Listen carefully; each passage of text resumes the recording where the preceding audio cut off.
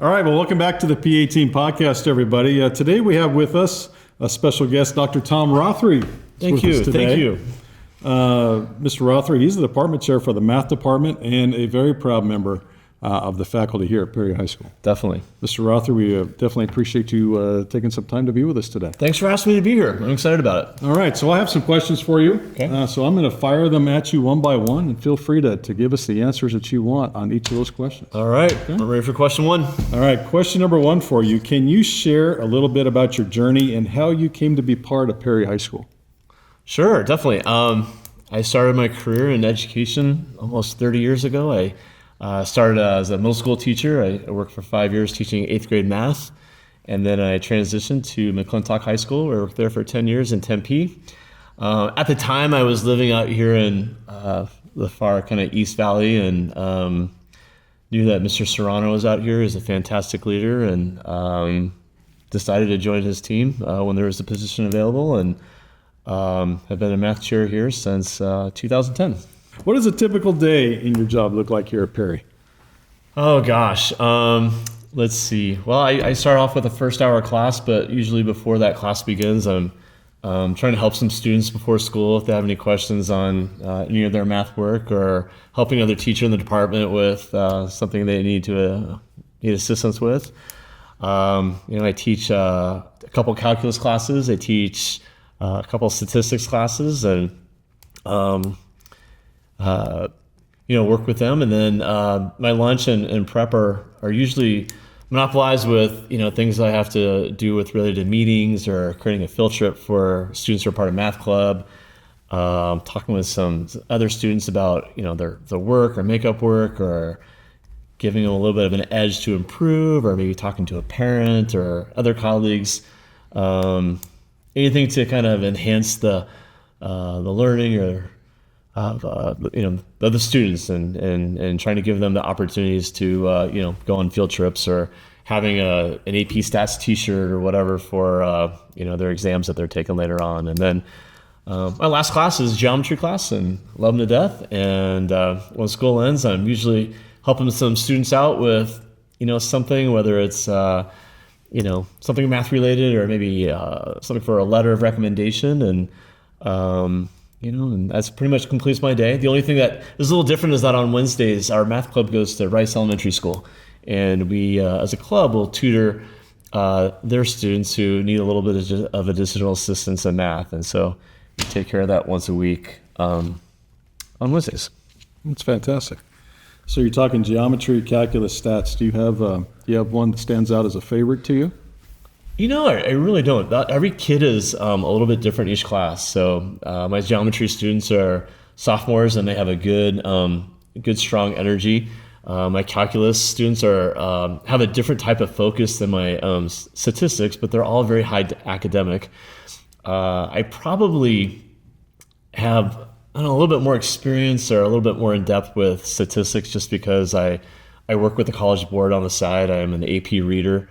AP table leader. I help create the rubrics for their exams. I help create the questions for their exams, or I have in the past at least. And every summer, myself and a couple other math teachers will go to either Missouri or Florida to help grade papers for a week, and get a little professional development experience that way. Okay. So if we think about your job specifically, what part of your job would people be surprised if they knew about? It's really just kind of how happy I am. I work in a position that's, it just brings constant gratification each day. I don't look at work or coming to Perry as a chore, Grateful that, when I go home every night, I talk to my wife about our day, and there's always a good story to share, whether it's something with a staff member, or an event going on in our school, or just a small story that I hear from a student, And, I don't take that for granted, because I don't know if a lot of people have that at other schools, at other or professions. But, I feel like there's always something good that comes out of my day by working here. And I love being able to share that with people in my family who may not be able to witness something like that each day. If you could have dinner with any pop culture figure, past or present, most sincere choice would be Pat Tillman. And Pat was actually a fellow student. We were both students in the same history class. He was a freshman when I was a senior at ASU.